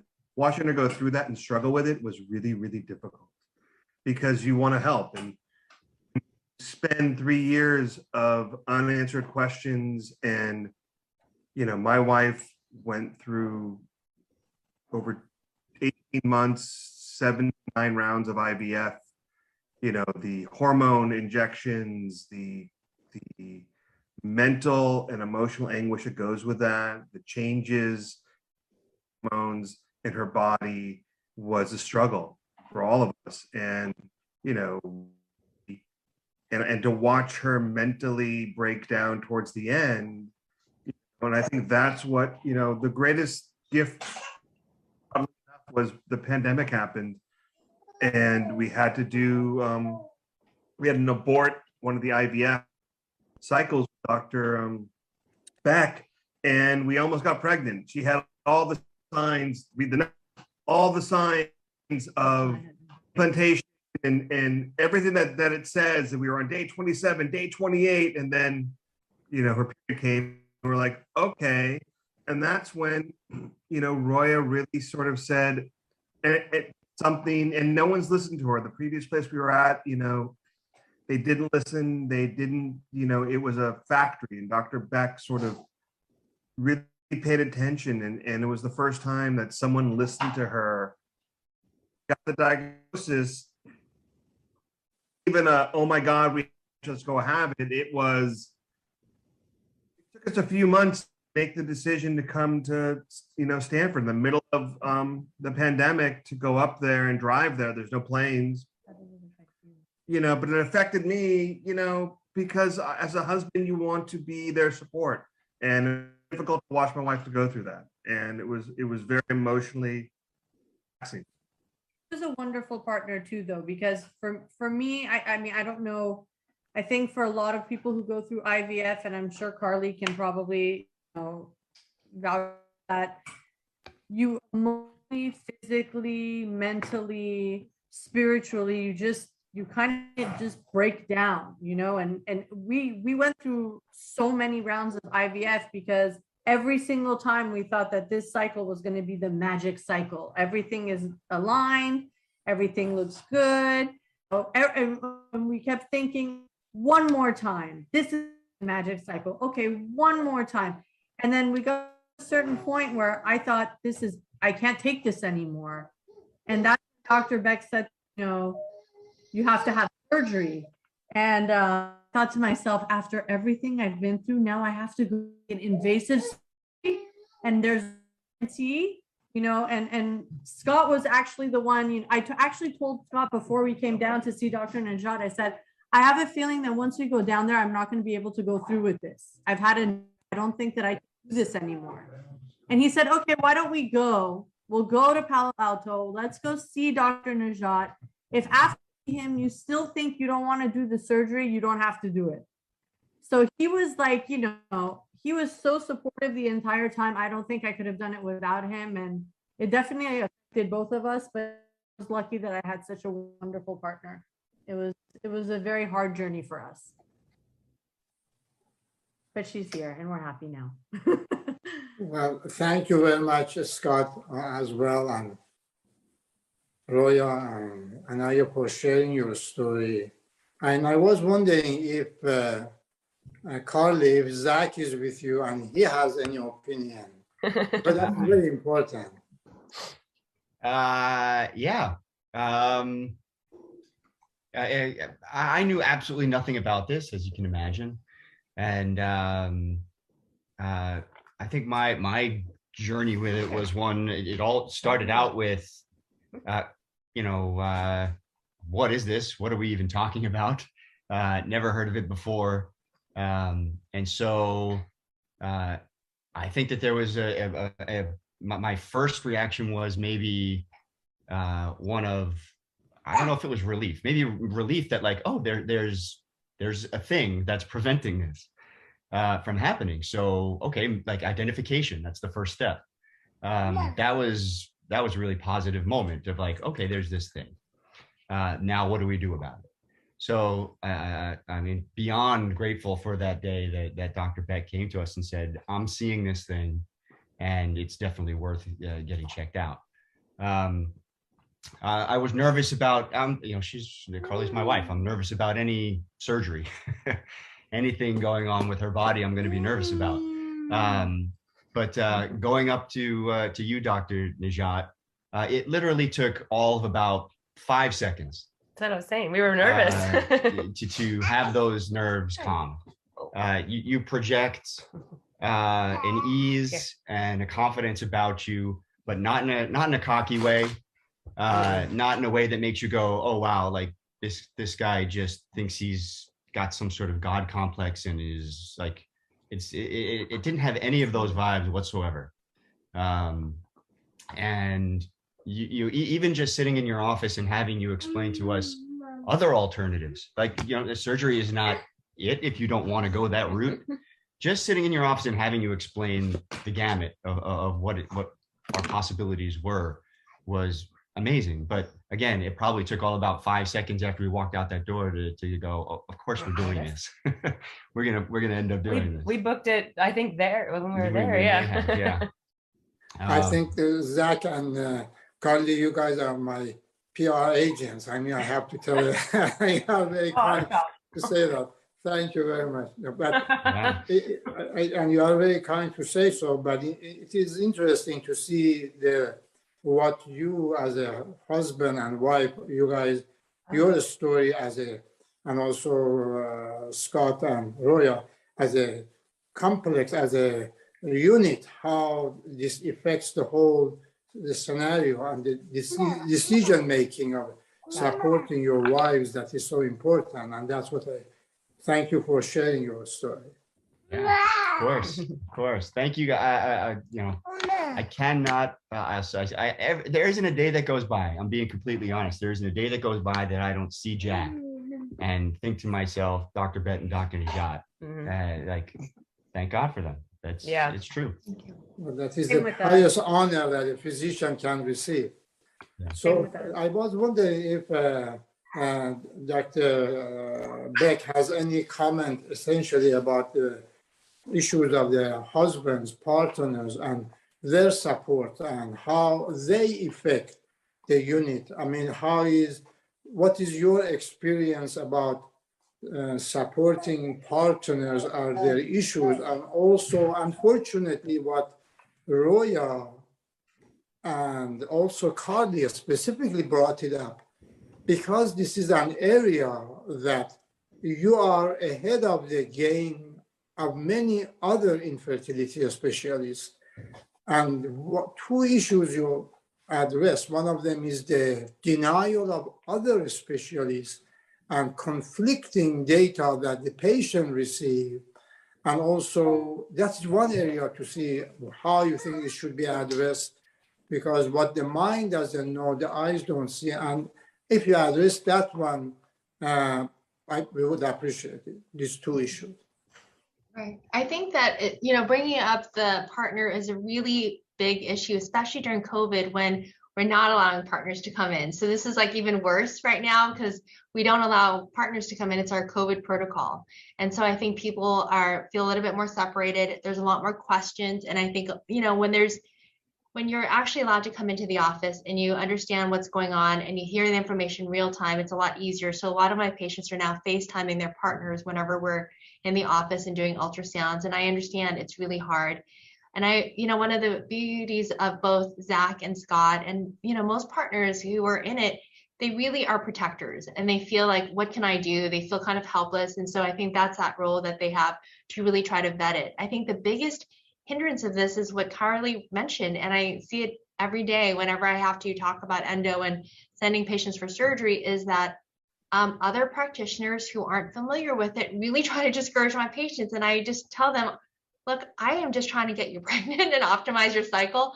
I have no other reason to recommend the surgery. I'm an IVF doctor and I would love to just do IVF and embryo transfers and not take a break and send you off for surgery. But when I'm recommending it, it's because I really think it's going to make a difference. So I do think that opportunities like this and educating is so important. One of the reasons I do Instagram is not because I need patients. It's because I feel like there's a lot of bad internet sites out there, a lot of misinformation on social media, and I'm really just trying to combat that. There's a lot of women, unfortunately, who can't afford fertility treatments or in small towns who don't have access to good care.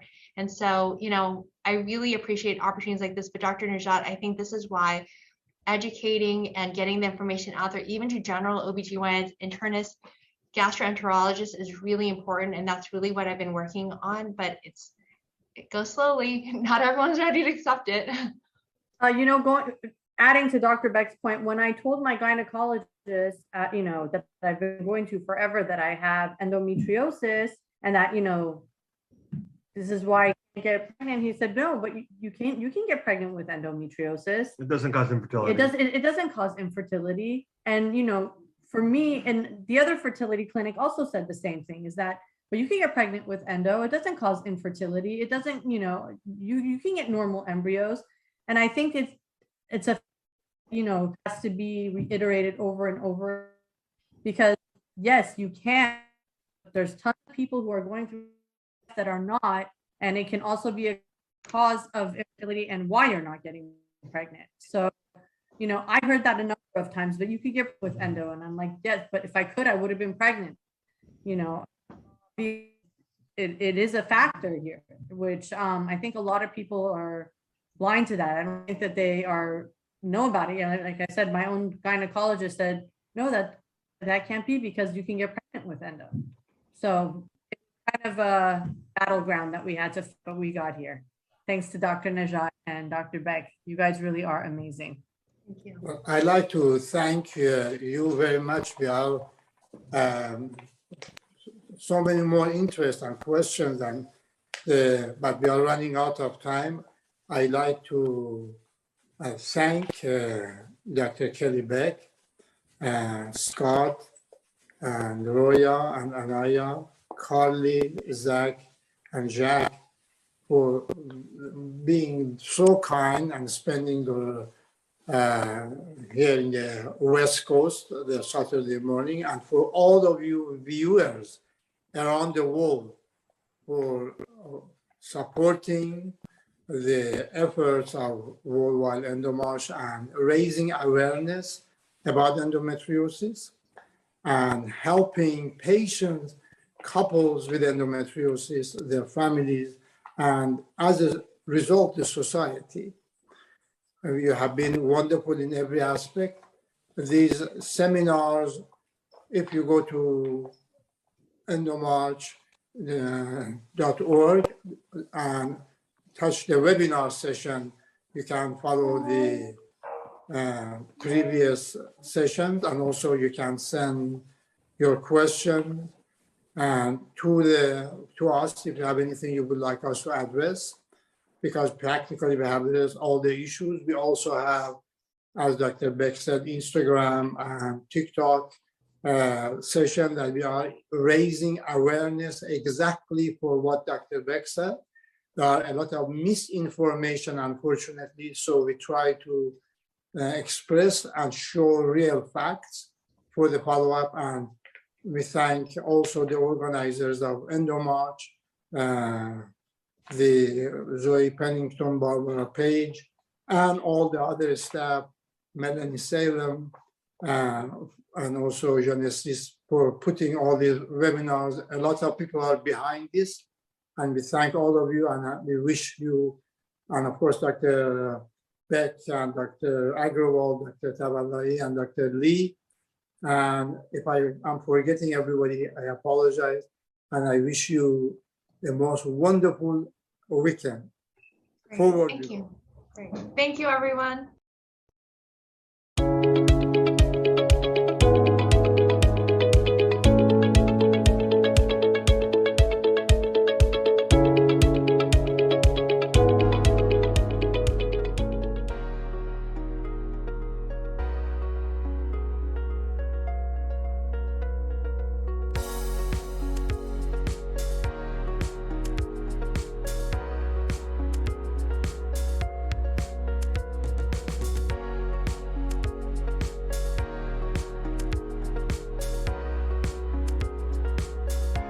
My name is Summer. I'm from Denver, Colorado, and I EndoMarch to show that we are more than this disease. With a huge community surrounding us of all sorts of support, education, helpful tips and tricks, and just pure comfort, we have generated a community to be able to work together to solve all problems endometriosis and just let one another know that we are not alone. I EndoMarch to show that I am proud to have endometriosis, and I'm willing to educate and help others and hopefully share the tips and tricks that I have learned to overcome my disease and overcome my symptoms. So thank you everyone. Happy EndoMarch 2022. Let's have another great year. Hello, my name is Avivit Zahavi Binstok. I am from Nes Ziona, Israel. I am married to Eyal and I have 2 daughters. I have not been endometriosis diagnosed for 5 years long. I almost lost my life due to endometriosis. I had laparoscopy, surgery, big surgery. I had PE in my chest.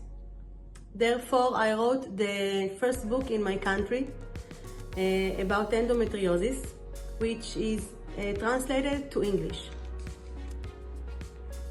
I am proud to be an activities EndoMarch warrior, and all my life I devoted to endometriosis.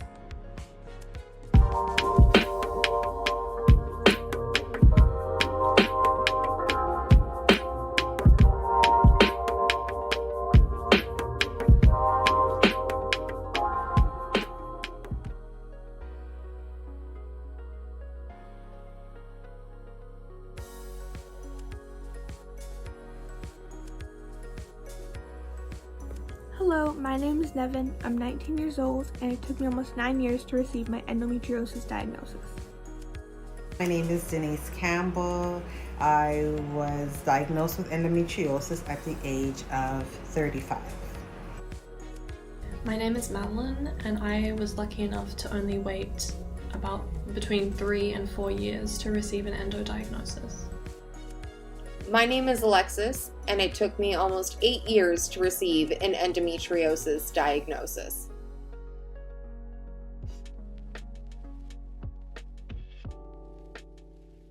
Hi everyone! My name is Katie Luciani, and I am the Executive Director here at the Endometriosis Network Canada. My GP assured me that there was nothing wrong with period pain, that it was completely normal, and instead pushed the birth control pill just to mask the symptoms I was getting. For years, I visited the emergency room on a monthly basis, begging for help. There's still a lot of ignorance surrounding chronic illness. From being told that I was all in my head, that I was making it up, that I was just depressed or anxious. From being told by a doctor at the age of 16 that I needed to join Weight Watchers because I was just overweight and that was my problem. I knew something wasn't right with my body because surely this level of pain wasn't normal. I've met many fellow endo patients who didn't even realize how hard they had to advocate for themselves in order to receive the proper care that they deserved. It's difficult. You need support. You need a tribe to help you during surgery, to wipe those tears, to hear you, to see you. Hi everyone, my name is Shai Freger. I'm a graduate candidate here at McMaster University and an education coordinator for the Endometriosis Network Canada. From our east to west coast, Canada is and has been at the forefront of endometriosis research alongside many of our fellow nations. Our primary research is currently aiming to improve our understanding of the disease, create a better care pathway from the onset of symptoms to initial diagnoses, and improve the quality of life for those who are affected with the disease. In order to improve our understanding of endometriosis, groups are currently looking towards understanding the etiology or origin of endometriosis, how the disease progresses and leads to unique symptoms or even other gynecological conditions, and understanding how the disease is maintained within the body. Examples would include here in Ontario, where we're attempting to understand immune dysregulation within the disease, or out in the West Coast, where they're attempting to understand the relationship between malignancies and endometriosis. One of our top priorities here in Canada includes improving the clinical care pathway from the onset of symptoms to that initial diagnosis, whether it be directly or indirectly. This includes developing cutting-edge techniques for diagnosing the disease, such as sonopodography, a new form of ultrasound which allows us to diagnose superficial lesions, or finding new biomarkers which allow us to diagnose endometriosis in a clinical setting or even potentially at home one day. Lastly, all of our research efforts are in place in order to advocate for and improve the quality of life for those who are affected, specifically identifying the needs within the community in order to reduce diagnostic delay, identifying the importance of interdisciplinary and holistic care, and solidifying the need for self-advocacy in a clinical setting. In summary, Canada stands alongside our fellow nations in order to better understand the disease, how to manage the symptoms or diagnose endometriosis, and how to improve the quality of life amongst all of those who are affected. Thank you so much.